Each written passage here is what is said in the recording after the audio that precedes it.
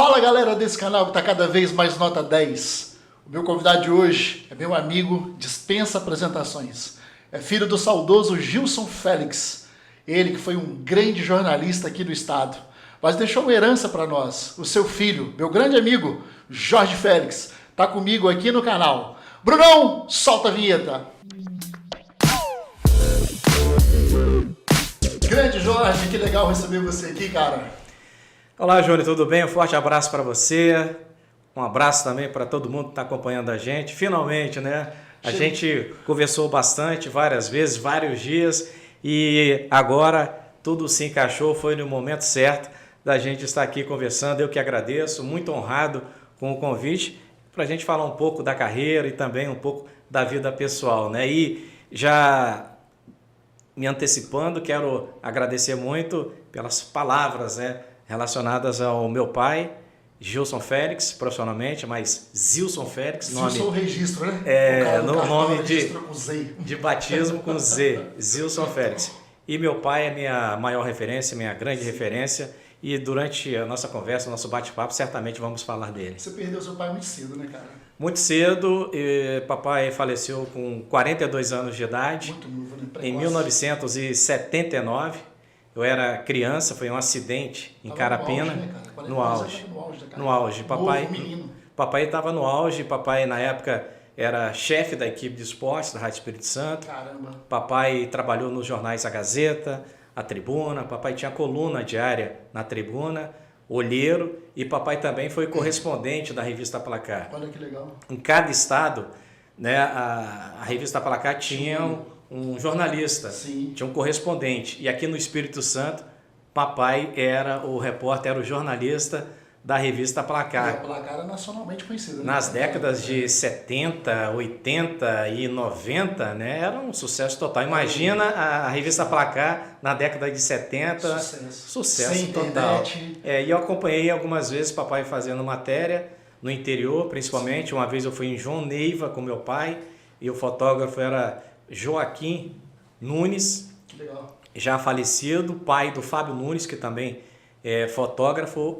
Em Nova Venécia a gente foi fazer uma matéria com o Leão de São Marcos para a revista Placar, e também para a revista Placar fui com o papai em João Neiva fazer uma matéria com a Ferroviária, que é a Ferroviária que disputava a primeira divisão do futebol capixaba, do campeonato estadual. Tinha um jogador meio campo.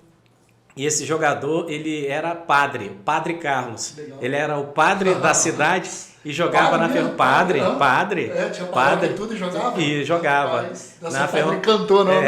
Padre jogador. Que legal. Ele atuava na Ferroviária de João Neiva. Então, em alguns momentos, eu estive com meu pai, que é a minha, como já disse, minha maior referência, meu grande amor. Meu pai, minha mãe, logicamente. E no dia do acidente, minha mãe estava junto. Mas, graças a Deus, mamãe sofreu escoriações, mas meu pai acabou indo para o hospital e no dia 7 de maio de 1979 acabou falecendo. E no dia do acidente ele me chamou, aí o esporte também. Até pouco tempo, uma pessoa comentou isso comigo, não tinha me alertado sobre isso, de que o esporte entrou na minha vida também e fez parte desse momento, porque no dia do acidente, numa terça-feira, lembro como se fosse hoje, eu era bem criança, mas... 13? Eu tinha, por aí a gente começa a entregar a idade, né? A gente começa a entregar a idade, por aí. Era criança, eu acho que é o bastante. Não vou dar esse mole, né? Era criança. E no dia do acidente meu pai me chamou para ir com ele, porque tinha uma reunião arbitral, que a gente chama, né? Uma reunião na Federação de Futebol. Então eu falei, não pai, eu vou ficar, porque vai passar no Globo Repórter, naquela época na terça-feira, um programa de esportes, o Pelé, então eu quero ficar para assistir. Ele foi, chamou a minha mãe. Aí mamãe ficou na casa, foi com ele, ficou papai deixou minha mãe na casa da minha avó materna. Papai foi na reunião na federação, pegou a minha mãe e no caminho para a Parque Inicial Laranjeiras, o motorista embriagado na contramão acabou pegando meu pai e minha mãe e infelizmente meu pai acabou falecendo. Dias depois, menos de um mês depois, acabou falecendo. Traumático. E eu fiquei sem acreditar, assim.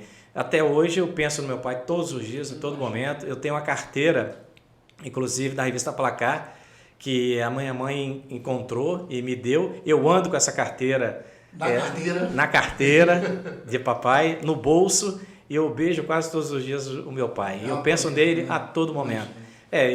Assim, sem acreditar, poxa vida, eu ia dormir depois, né?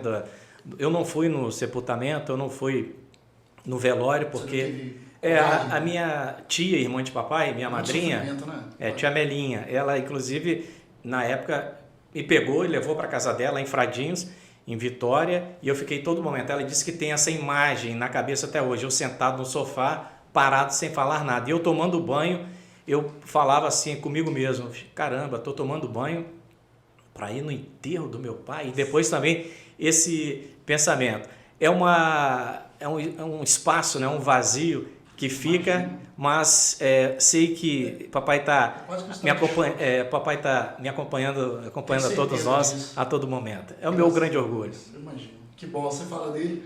Justa homenagem, né, ao viaduto que tem em Vitória, com o nome dele. Eu agradeço os vereadores na época. Homenagem. Eu agradeço muito os vereadores na época que eles fizeram lá a votação. Foi uma aprovação unânime. Eu participei, inclusive na Câmara de Vereadores de Vitória.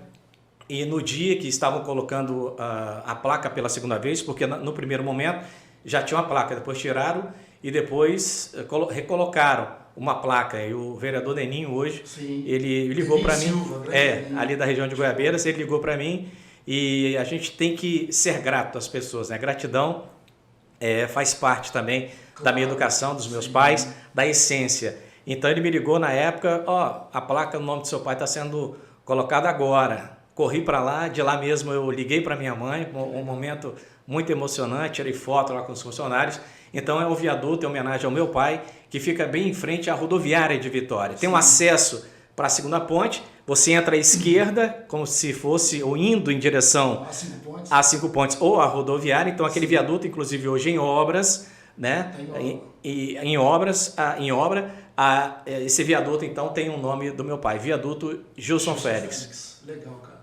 Sua paixão do esporte, pelo jornalismo, você acha que vem daí? Sem dúvida. Sem dúvida. Você começou a carreira onde? Você começou... Eu comecei primeiro na Rádio Gazeta M. Na Rádio Gazeta. Mas antes disso, para a gente contextualizar um pouco, eu iria trabalhar de 11 da manhã até 7 horas da noite em uma distribuidora de gás, em Laranjeiras. Sério? Na época Laranjeiras, hoje Morada de Laranjeiras. E eu, quando estava tudo certo para começar a trabalhar, eu fui com a minha mãe até o local onde seria o meu trabalho, meu primeiro serviço. Fábrica lá, onde é a fábrica? Não, fábrica direta ou não? Na distribuidora? Na distribuidora, tem um escritório e iria trabalhar na parte administrativa. Entendi. Com 19 anos de idade. Eu entrei na sala, olhei para aquilo ali, eu falei assim, mãe, não é isso que eu quero não. Já estava tudo engatilhado para você? Eu tinha certeza daquilo que eu queria. Não é isso que eu quero não. Mamãe, o que você quer? Eu quero fazer o que papai fazia. Tá brincando. Eu falei isso para minha mãe com 19 anos de idade. Aí mamãe me apresentou Olívio Cabral, que trabalhou com papai. Ele era, na época, diretor da Rádio Gazeta AM, hoje FM, né? Mas Rádio Gazeta AM. Eu fui numa sexta-feira conversar com ele. Na terça-feira já comecei a trabalhar. Fiquei praticamente um ano, eu conto isso com muito orgulho.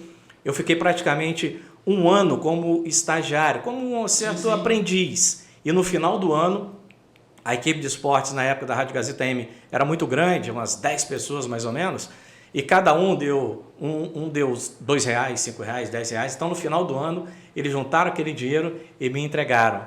Olha só, cara. No final do ano. Então eu conto isso com muito orgulho, porque vem daí a persistência, né? E tem a vontade daquilo que você quer ser. Aí depois eu fui contratado, aí logo em seguida eu fui para... Mamãe também, minha mamãe sempre, né, do meu lado o tempo todo, assessorando o tempo todo, e o conhecimento até da época do meu pai.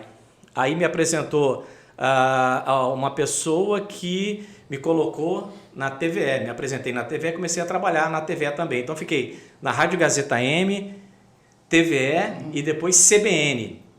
Em 97 que eu acabei indo para a TV Gazeta. O que eu acho legal destacar é o seguinte, todo mundo ficou muito comovido com a história do seu pai, com a morte dele, ele tinha uma amizade muito grande no meio. mas você teve oportunidade. Muitas pessoas que eram amigas do seu pai te acolheram ali, mas convém destacar o seguinte, cara, você tinha muito talento, tá no sangue. Obrigado. Entendeu? Se você vai para administradora de gás, a gente depende de um jornalista esportivo. Ainda bem, né? Ainda eu bem. sempre falo o seguinte, se eu fizer na minha carreira 5% que o papai fez, estou muito satisfeito. Eu estou muito satisfeito, feliz da vida. Aí, quando a CBN estreou, uma das vozes, a minha. Quando começou a CBN, eu estava lá. E que na década de 90, né? Aí eu fiquei, quando eu saí da Rádio CBN, aí depois da Rádio Gazeta, da TVE, e fui então para a TV Gazeta, como eu disse agora há pouco, em 1997. E lá você ficou, da Gazeta você já tem um tempão, né? Já, são 31 anos, que acabou acontecendo o desligamento, né? Talvez esteja falando isso pela primeira vez. Eu nem falei. Notícia fresquinha. Né? Eu não falei isso em rede social, em lugar nenhum. Já houve o desligamento, porque são outros projetos que eu penso de não só de falar só de esporte, mas também para 2022 a gente está pensando em alguma coisa aí. Então, assim, são duas vontades que eu tenho, uma delas que eu sempre tive, eu nunca tive um pouco a liberdade de falar devido à ética, devido à profissão, devido ao trabalho, devido ao local de trabalho, à empresa. Então, algo que estava muito preso, e agora não, graças a Deus, nos últimos 2 meses praticamente, aquilo que eu não falava há anos, eu nunca falei, estou falando todos os dias. A Gazeta também te proporcionou a viver momentos incríveis, né, cara? Você fez matérias para Nacional, foi para a Sport TV. Sim, foi Globo Esporte, Sport TV, transmissão ao vivo no Esporte Espetacular, transmissão ao vivo na programação da Globo. A última foi Serra e Vasco no estádio Kleber Andrade. Aí tem várias transmissões, Sport TV, a Copa do Mundo Sub-17 aqui. Vou falar um negócio que está entalado aqui que eu queria te perguntar, que não dava tempo nem de ir na cozinha tomar um gole d'água, que os caras faziam gol. Tocar de primeira. Gol da Alemanha. Gol da Alemanha. Então, como é que foi cobrir a Copa do Mundo, a emoção, e naquele dia fatal lá do 7x1. Você estava no estádio? Estava no estádio. No dia lá? Estava no dia. Você acreditou que aquele era o Brasil? Colocaram alguma coisa na água dos caras? Não era o dia do Brasil, né? Não era o dia do Brasil. Não precisava perder de tanto 7x1. Até antes aqui da nossa conversa, né, no nosso bate-papo aqui, eu falei que deu uma pane na seleção brasileira. Realmente foi isso que aconteceu. Foi um momento único na minha carreira. Eu acho que da minha geração foi a única pessoa que acabou indo e eu fiquei muito orgulhoso com a escolha. Eu já tinha ido cobrir o Pan-Americano, mas no Rio, em 2007. Tá aqui as credenciais, né? Em 2007, no Rio de Janeiro. Fala pra gente isso aqui. Mas isso aqui é a credencial. Eu fiquei 33 dias à disposição do Sport TV, 33 dias. Eu fui no dia 7 de junho de 2014 e voltei no dia 10 de julho. Então, mais de um mês, eu fiquei em Belo Horizonte trabalhando para o Sport TV. Isso aqui... Essas autorizações aqui isso aqui, além do credenciamento, isso aqui te colocar, né, a credencial, mas não era só isso. Isso aqui dava acesso ao estádio, a entrar no estádio Mineirão e na sala de imprensa. Aí era para BH? Aqui, BH e Brasília, eu tinha acesso. Além do credenciamento, para você que está acompanhando a gente, não era só ter, né, esse credenciamento e entrar, não. Tinha que, para assistir a partida ou as partidas, tinha que ter também o ingresso. E esse aqui é o ingresso do jogo, do Brasil e Alemanha. Tá aqui, eu estive lá e foi um momento em que eu estava perto do pessoal. Não, deixa aí como recordação. Pelo menos para minha carreira, um momento único. Aí, Brasil e Alemanha, 7x1 aí. O passaporte do 7x1 tá aqui, ó. E eu fiquei no local onde todos os colegas da TV Globo estavam, olhando para a Patrícia Poeta, o Kiko Menezes, que é o repórter da TV Globo, todo mundo, Pedro Bassan, e Ari Peixoto, todo mundo assim, um olhando para o outro, o que está acontecendo, né? E não era o dia da seleção brasileira, que acabou perdendo então de 7x1. E além de vivenciar tudo aquilo, tem um lado profissional, porque durante esse tempo que eu fiquei na equipe lá de Belo Horizonte, tinha um momento em que o Sport TV escolhia, né, ó, vocês aí de Belo Horizonte vão fazer determinada matéria, ou seja, aquela reportagem seria para o Sport TV como se fosse assim uma reportagem geral. Sim, sim. Essa função é de vocês, essa reportagem é de vocês. Então, das 3 reportagens que escolheram para que o nosso núcleo lá de Belo Horizonte fizesse, eu acabei fazendo essas reportagens. Eu fiz Brasil e Alemanha, eu fiz Brasil e Chile, eu fiz reportagem também Grécia e Colômbia, Bélgica e Argélia, eu assisti também Inglaterra e Costa Rica 0-0, Argentina 1-0, gol de Messi, eu estava lá no Estádio Mineirão. Legal. Contra o Irã. Então, uma recordação, um momento único que eu vou levar para a vida toda. A Argentina perder para o Irã vai ganhar de quem? Nesse jogo a Argentina ganhou, né? Então, do Irã. Se perder para o Irã, e o gol de Messi de falta ainda. Cara, é o cara, né? E o momento também, aí são particularidades, são os bastidores. Eu estava cobrindo o treinamento da Argentina no CT sem treinamento do Atlético, Cidade do Galo, em Vespasiano. Aí tem um momento, a FIFA abria 15 minutos para você fazer reportagem. Sim. Reportagem assim, para fazer parte da reportagem, tipo uma passagem. O que é passagem? Quando o repórter aparece. Sim. Fazer ao vivo. Aí me chamaram, o André Rizek, apresentando o programa no Sport TV, me chamou no centro de treinamento do Atlético, o treinamento da Argentina. Então, quando ele me chamou, aí já estava acabando o tempo, os 15 minutos que a FIFA dava. Sim. E deu na época. Aí, quando acabou o tempo, os seguranças, os funcionários, né, que estavam lá trabalhando na Copa do Mundo, começaram a me tirar ao vivo. Quer dizer, foi um momento também em que até hoje eu falo que foi engraçado. Aí depois no dia seguinte saindo, entrando na frente, porque é o tempo, né? E eu falando, me chama, vou entrar, vai acabar o tempo. Eu entrei. Quando eu entrei, já estava realmente acabando o tempo. Aí entraram na frente, ao vivo, estava ao vivo. Quando você entrou, e a galera, vão sair. Entrando na frente, me puxando. Aí no outro dia, conversando com uma produtora do Sport TV, aí eu falei, Jorge Félix e tal, eu que estava ontem ao vivo, aí eu brinquei, fui expulso ao vivo. Ela, foi você e tal, quer dizer, um momento também que marcou bastante. Sim. Cara, vamos lá. Eu queria te perguntar sobre esporte capixaba. Nós temos aqui grandes nomes, né? Tem o Cazé, tem o Mão, da Seleção Brasileira de Beach Soccer, tem o Bruno Marias, tem vários outros aí.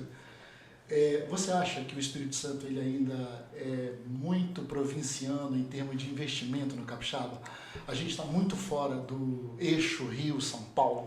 Sem dúvida, mas não fala assim de província, porque uma vez um ex-jogador falou isso e até hoje repercutiu mal. Até hoje as pessoas sendo passadas, né? Não é? A gente vai ser cancelado. Até hoje as pessoas comentam, algumas pessoas comentam sobre esse posicionamento desse ex-jogador falando sobre o Espírito Santo, sobre Vitória, a província. Província, lógico que não, mas os recursos são poucos. São poucos. Eu sempre falo que tendo um futebol capixaba bom, vai ganhar. Ganhar, que eu digo, vai repercutir de forma positiva do pipoqueiro até o presidente da Federação de Futebol. Todos vão sair ganhando. E no meio aí, jogadores, dirigentes, clubes, jornalistas e também radialistas. Então o que falta, na minha opinião, é colocar debaixo do braço um bom projeto, um projeto altamente profissional e chegar junto às empresas, apresentar esse projeto para poder ter uma verba, recurso suficiente para manter um time pelo menos na Série B e quem sabe sonhando em chegar à Série A. Quando não havia essa divisão toda, o futebol capixaba, times aqui do Nordeste, esses times vinham aqui, Rio Branco, Desportiva, ganhavam facilmente. Sim. Era a vitória na certa e os grandes clubes também passavam uma certa dificuldade, passavam aperto aqui. Então, respondendo a sua pergunta, eu acho que é um projeto que tem que ser colocado em prática, é sentar todos para que esse projeto funcione.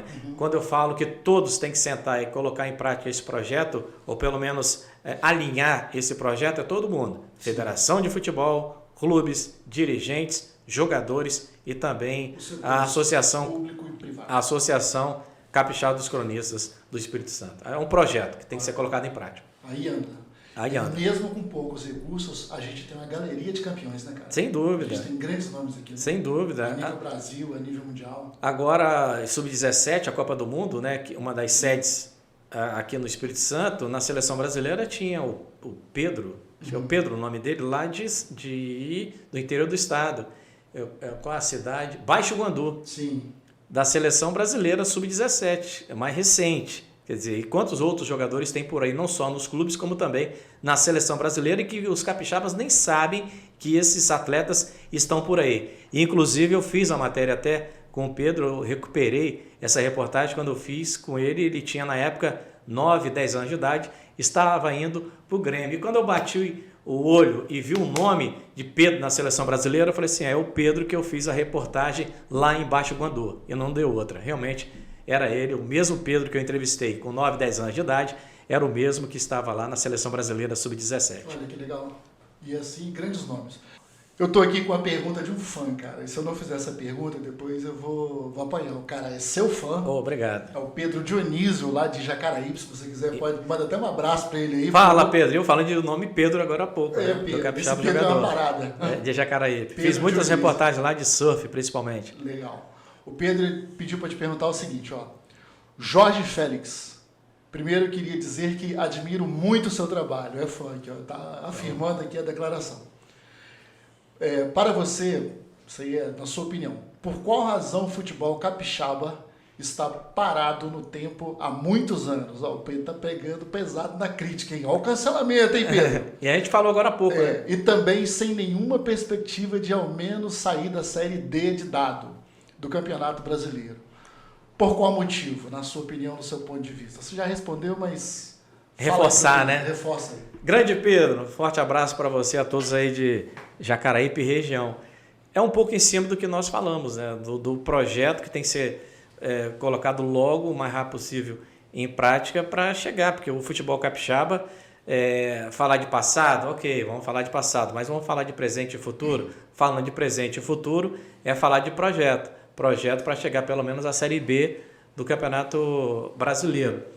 Então, se não tiver essa união de força ou de forças, que a gente comentou agora há pouco, eu acho que não anda, não vai andar de maneira alguma. Então, se não tiver esse trabalho sério, né, sem o ego falando mais alto, cada um puxando para o seu lado, porque no fundo, se o futebol capixaba precisa melhorar, todos têm que ir na mesma direção. Não adianta cada um puxar a corda para o seu lado. Isso não vai acontecer. Então, se colocar o projeto para conversado, né, nada individualmente, sempre no coletivo, nada individualmente, sempre no coletivo, aí sim as coisas vão andar. Projeta, viu, Pedro? É isso aí. A roda ainda está meio quadrada, não tá? Tem que dar uma arredondada. Mas tem bons profissionais aí que podem fazer essa roda ficar redonda. Eu tenho certeza. Você deixou TV Gazeta, notícia fresquinha, deixou também o Sport TV. É isso, E quando você sai, por exemplo, da TV Gazeta, é uma afiliada, né? Já se desligou da Nacional. Quais tem projeto agora para TV, para rádio? Vai ficar de stand-by? Já tem convite? Tem alguma coisa que a gente possa falar ou deixa... Tem algumas coisas ainda. Surgindo, tem algumas coisas aí e, se Deus quiser, tomara que essas coisas aconteçam, né, o mais rápido possível, mas eu tirei, quer dizer, são 31 anos direto. Sim. Entre rádio e TV, trabalhando direto, 31 anos direto. Né? Além dos 3 anos que eu fiquei, porque eu fiquei de 85 a 88 na Rádio Gazeta M. Isso ganhou muito dinheiro, Cleiton. Ganhou muito dinheiro. 34 anos ao todo. Mas quem trabalha muito não tem tempo para ganhar dinheiro, você sabe disso. Quem trabalha não ganha dinheiro. Né? Quem trabalha não ganha dinheiro. Então, tem em alguns casos.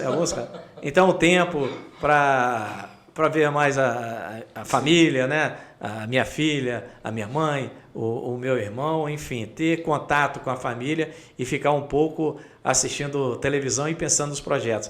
Tenho sim, claro, alguns projetos para falar principalmente só de esporte, porque na TV, desde o ano passado, devido à pandemia eu estava fazendo Você tá outras fazendo tudo, reportagens, fazendo tudo, e todo lugar que eu chegava, Batismo, casamento, tudo, Covid, economia, tem- segurança, tudo, principalmente transporte, pandemia, tudo. E todo lugar interessante, todo local que eu chegava, falava de esporte. Chegava para entrevistar um economista, falar de esporte. Chegava na Secretaria de Segurança Pública, coletiva de homicídios, assaltos, furtos, roubos, esporte. Tá no sangue, pai. Tá? E é um setor em que, eu diria, fica mais leve. Então, se você chega para um assunto um pouco pesado, você começa a falar de esporte e fica mais leve, mais tranquilo. Por quê? Além da pessoa que está conversando com você, Sim. que gosta do esporte ou pratica o esporte, tem sempre alguém da família, a esposa, os filhos. Então, isso me ajudou bastante em alguns momentos de fazer outras reportagens que não fossem esporte para poder pegar determinadas matérias. A tietagem. Deve ser. Tomara que seja. Tirando foto, Tomara que seja. Então, o esporte facilitou muito, abriu portas para que, em alguns momentos, as reportagens pudessem acontecer de uma forma diferente. Porque eu sempre tive, viu, Júnior, e a você que acompanha a gente, uma coisa na minha cabeça. A gente não pode ser igual. Então, sempre quando o telespectador me via ou me vê ou continuar me vendo, olhar para mim e falar assim, Jorge Félix está fazendo a reportagem, então eu sei que vai ter alguma coisa diferente. Então, eu sempre tive isso, sua identidade, sempre tive isso na minha cabeça. Deixar a sua assinatura. Como eu estava falando também. Não é garotinho! Todo mundo é garotinho. Garotinho. Ontem mesmo no supermercado garotinho. Tava com a minha filha no supermercado em Barcelona. Aí a menina, a Soara, então, a menina do caixa até falou, me deu boa noite, ela foi dando boa noite, Jorge Félix. Opa, tudo bem, boa noite e tal. Aí cumprimentei. Então isso é muito legal. Não tem nada melhor do que o carinho das pessoas, como também em um lugar que eu fui. Melhor que dinheiro, né, cara? Melhor que não tem como. Do seu trabalho, né? Não tem. Isso é demais. Massa. A pessoa reconhecendo também através da voz. Legal.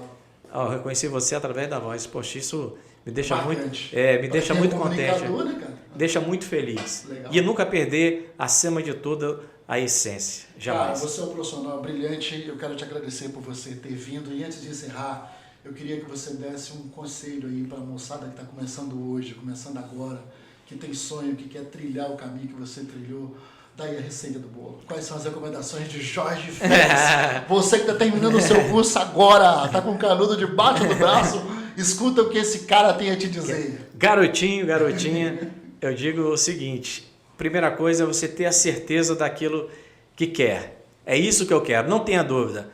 Mas isso é em qualquer profissão. Não, mas nós estamos falando da área de comunicação, nós estamos falando de jornalismo. Então, primeira coisa, tenha certeza daquilo que você quer. É a certeza que eu tive com 19 anos de idade, como eu já disse. O segundo conselho que eu daria é que ouça, fale, mas ouça. Nunca ache que mesmo durante a reportagem, mesmo que você tenha total domínio, total informação, não passe a soberba.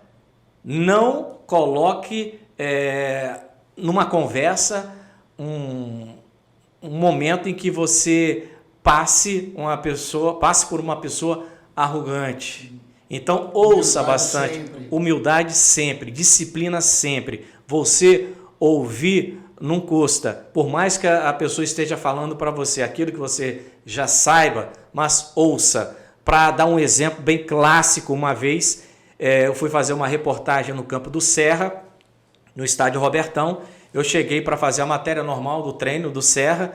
Aí chegou um menino, na época com 18 anos de idade, Marcos, se eu não me engano, o nome dele é Marcos, eu lembro até hoje.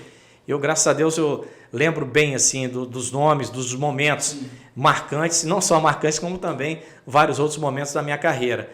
E ele chegou perto de mim, e ele era na época o terceiro goleiro do Serra. Ele chegou para mim e falou, faz uma reportagem comigo, faz uma matéria comigo.